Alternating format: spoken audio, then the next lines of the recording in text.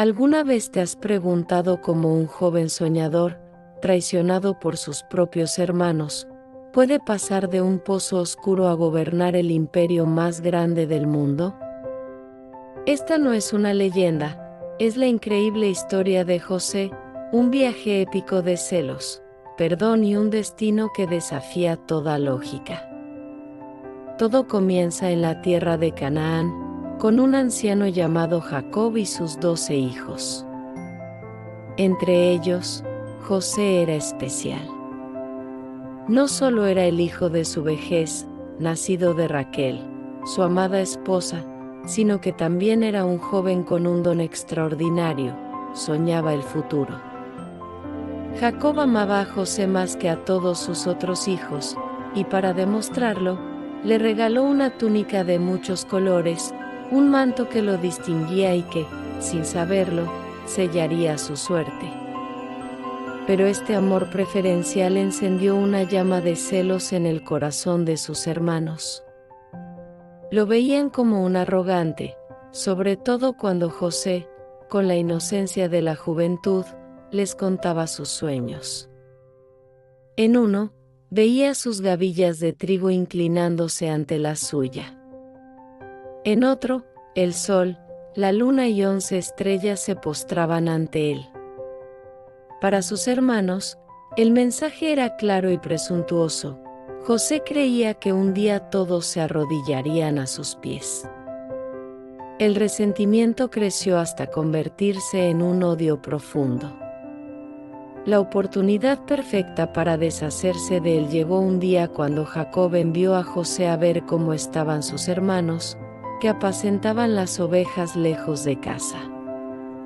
Desde la distancia, lo vieron venir con su túnica colorida. Ahí viene el soñador, se burlaron. La envidia se convirtió en un plan mortal. Primero pensaron en matarlo y arrojarlo a un pozo, pero Rubén, el mayor, sintiendo algo de piedad, sugirió una idea menos cruel: arrojarlo vivo al pozo, con la intención secreta de rescatarlo más tarde. Así lo hicieron. Le arrancaron su hermosa túnica y lo lanzaron a una cisterna vacía.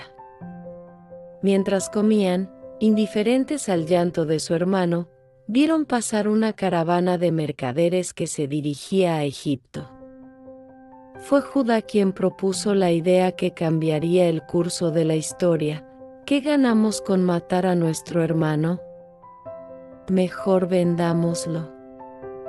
Y así, por 20 piezas de plata, José, el hijo amado, fue vendido como esclavo. Para cubrir su crimen, mancharon la túnica con sangre de un cabrito y se la llevaron a su padre, Jacob, quien, al verla, lloró desconsoladamente, creyendo que una bestia salvaje había devorado a su hijo favorito. Mientras Jacob lloraba en Canaán, José era llevado a Egipto, una tierra extraña y poderosa. Allí, a pesar de su desgracia, la suerte pareció sonreírle. Fue comprado por Potifar, el capitán de la guardia del faraón. José era trabajador, inteligente y honesto, y Dios estaba con él. Pronto se ganó la confianza de su amo, quien lo puso a cargo de toda su casa y sus posesiones. Parecía que, después de la tormenta, José había encontrado un refugio. Pero la prueba más grande aún estaba por llegar. La esposa de Potifar, atraída por el apuesto joven hebreo, intentó seducirlo día tras día. José, fiel a su amo y a su Dios, se negó rotundamente. Un día, cuando estaban solos en la casa, ella lo agarró por la ropa, insistiendo. José huyó, dejando su manto en las manos de ella. Humillada y furiosa por el rechazo, la mujer urdió una mentira terrible. Cuando Potifar regresó, le mostró el manto y acusó a José de haber intentado abusar de ella. La ira de Potifar fue inmensa. sin escuchar la versión de José, lo mandó a la prisión real, el lugar donde encerraban a los prisioneros del faraón. De nuevo, José estaba en el fondo, en la oscuridad, traicionado e injustamente acusado. Pero incluso en la prisión más sombría, la luz de José no podía extinguirse. Su integridad y su capacidad para administrar le ganaron el favor del carcelero, quien pronto le confió el cuidado de todos los demás prisioneros. Fue en esa cárcel donde su don para interpretar sueños resurgiría.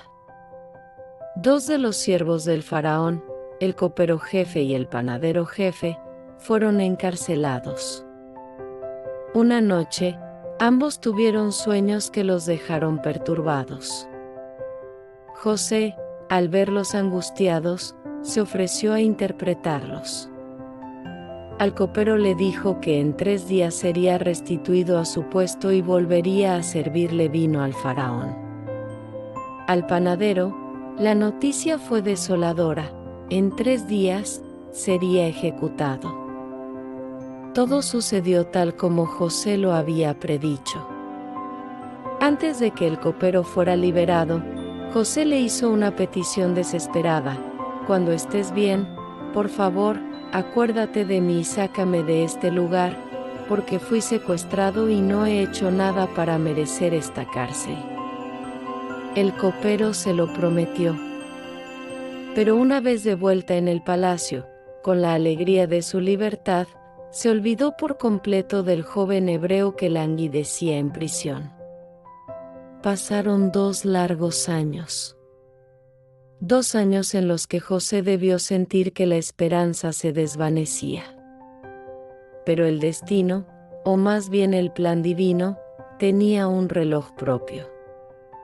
Una noche, el propio faraón, el hombre más poderoso de la tierra, tuvo 2 sueños que nadie en su reino pudo interpretar.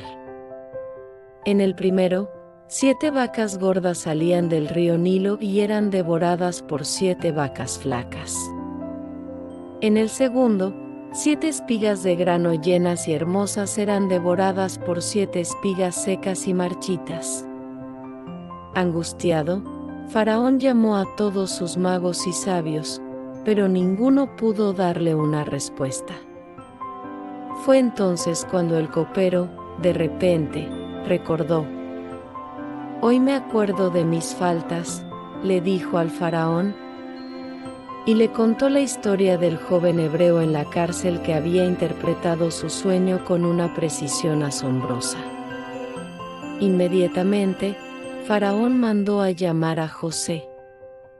Lo sacaron de la mazmorra, lo afeitaron, le dieron ropas limpias y lo llevaron ante el rey de Egipto.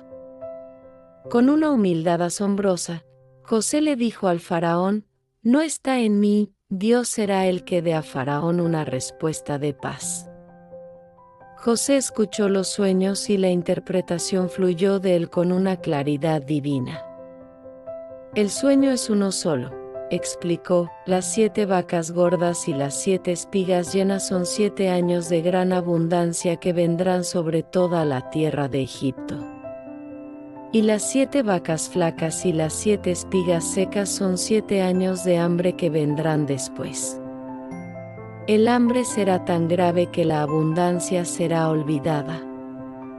Pero José no se detuvo ahí. Le propuso a Faraón un plan: nombrar a un hombre sabio y prudente para que, durante los 7 años de abundancia, recolectara una 5ª parte de toda la cosecha y la almacenara en las ciudades. Así, cuando llegara el hambre, Egipto tendría reservas para sobrevivir. Faraón y sus consejeros quedaron maravillados. «¿Acaso hallaremos a otro hombre como este, en quien esté el Espíritu de Dios?», preguntó el faraón. Mirando a José, el joven esclavo hebreo que había pasado años en prisión, tomó una decisión que cambiaría el mundo. «Puesto que Dios te ha hecho saber todo esto, no hay nadie tan entendido ni sabio como tú. Tú estarás sobre mi casa, y por tu palabra se gobernará todo mi pueblo, solamente en el trono seré yo mayor que tú. En un instante, José pasó de ser un prisionero a ser el segundo hombre más poderoso de Egipto. Le dieron el anillo de Faraón, ropas de lino fino, un collar de oro y un nuevo nombre egipcio, Safenat Panea. Recorrió la tierra de Egipto y, durante los 7 años de abundancia, supervisó la recolección de grano, acumulando una cantidad tan inmensa que dejaron de contarla. Luego, tal como lo había predicho, llegaron los 7 años de hambre. La escasez no solo afectó a Egipto, sino a todas las tierras circundantes. Y cuando el mundo clamaba por pan, Egipto abrió sus graneros. La noticia llegó hasta la lejana Canaán, donde Jacob y sus hijos también sufrían la hambruna.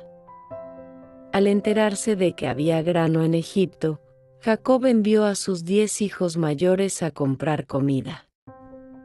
Solo Benjamín, el hijo menor, el otro hijo de Raquel, se quedó con él, por temor a que le sucediera alguna desgracia como a José. Y así, 20 años después de haberlo vendido, los hermanos de José llegaron a Egipto y se postraron ante el poderoso gobernador, sin reconocer en él a su hermano pequeño. Pero José sí los reconoció. El sueño de su juventud se estaba cumpliendo ante sus propios ojos. Con el corazón agitado, decidió ponerlos a prueba.